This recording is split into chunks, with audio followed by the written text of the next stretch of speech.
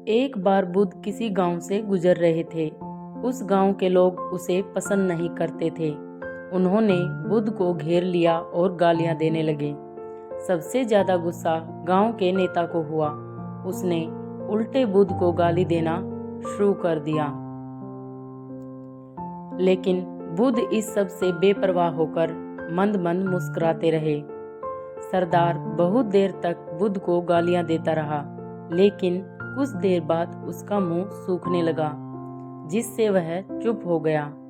यह देखकर बुद्ध ने कहा, यदि तुम्हारी बात पूरी हो जाए तो मुझे आगे बढ़ना चाहिए। मुझे आगे गांव जाना है, वहां लोग मेरा इंतजार कर रहे होंगे। यह देखकर गांव का एक आदमी बोला, हम आपका अपमान कर रहे हैं, गाली दे रहे हैं, लेकिन आप जवाब देने की बजाय मुस्कुरा रहे हैं। आप इस पर प्रतिक्रिया क्यों नहीं देते? बुद्ध ने कहा, वत्स, तुम्हें आने में थोड़ी देर हो गई।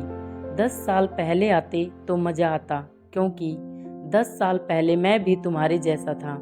यदि उस समय तुम मेरे बारे में बुरा बोलते या मुझे गाली देते तो मैं भी क्रोधित हो जाता। इससे ज्यादा तो मैं तुम्हें गाली देता। संभव है कि वह शारीरिक हिंसा का भी सहारा ले, लेकिन अब मैं आगे बढ़ चुका हूँ। मैंने अपना सारा गुस्सा और नफरत पीछे छोड़ दी है। अब मैं उस जगह पहुँच गया हूँ जहाँ तक आपकी गालियाँ नहीं पहुँच पाती। तुमने मुझे गाली दी, यह तुम्हारी भावना है, लेकिन आपकी भावनाएं मुझ तक नहीं पहुँच रही है।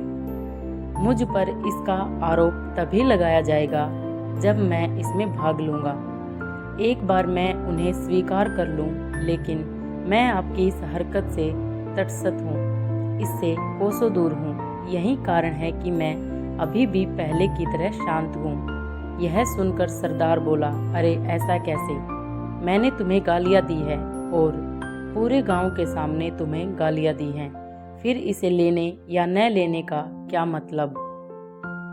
बुद्ध ने कहा, वत्स, मैं कल एक गांव में गया था।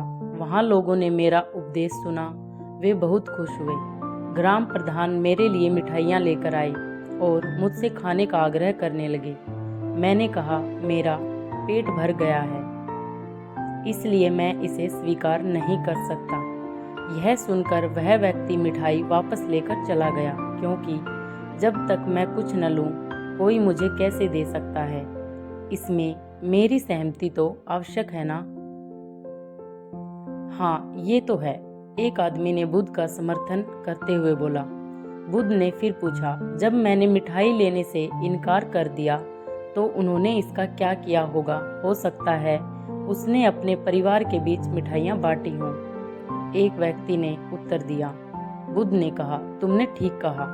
ठीक उसी मिठाई की तरह तुम मेरे लिए गालियाँ लेकर आए हो और चाहते हो कि मैं उन्हें स्वीकार कर लूं, लेकिन भाई, मैं उन्हें नहीं लेता। अब बताओ, तुम उनका क्या करोगे? इसका उस शख्स के पास कोई जवाब नहीं था।